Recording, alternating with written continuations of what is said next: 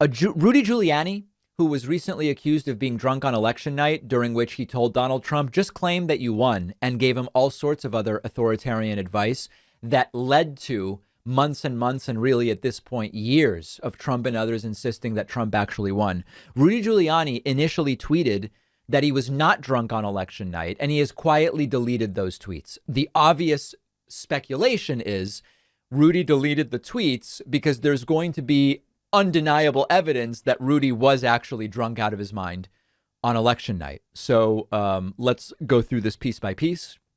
Rudy Giuliani deletes tweets denying he was drunk on election night. Explosive claim was made by fellow campaign staffer. So as a reminder, I know many of you already saw this clip. One of the big things at the start of the second day of hearings with the Trump riot committee was Liz Cheney explaining that Rudy Giuliani in an inebriated state was the one telling Trump, just declare victory. You will hear firsthand testimony that the president's campaign advisors urged him to await the counting of votes and not to declare victory on election night.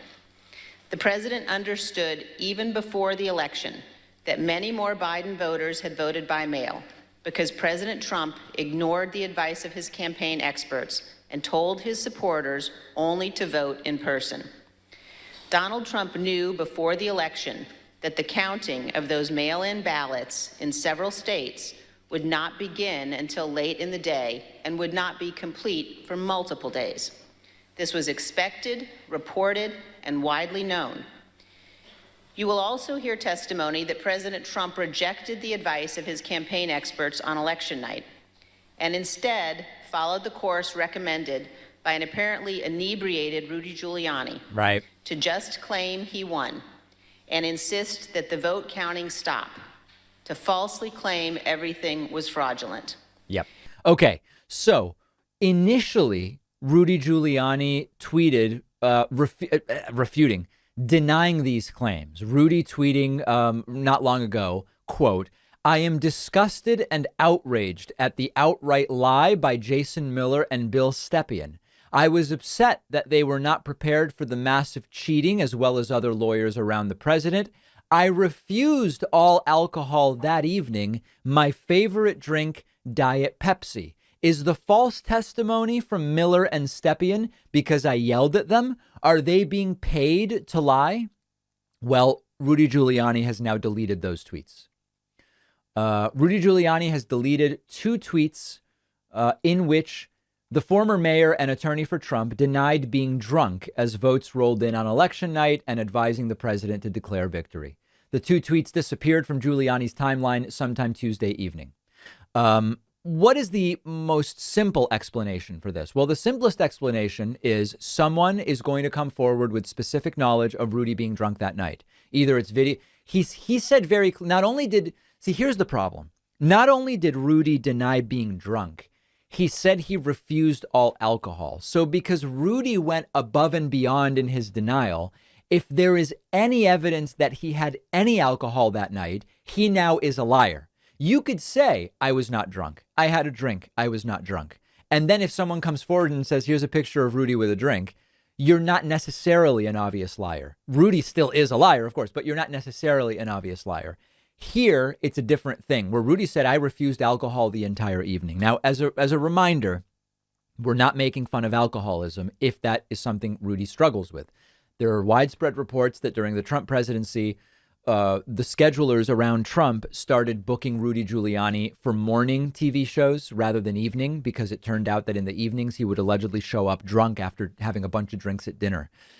We also have videos like this one, which, again, I know some of you have seen, but where he genuinely seems completely wasted. Can you imagine that Tony Blinken or Miley?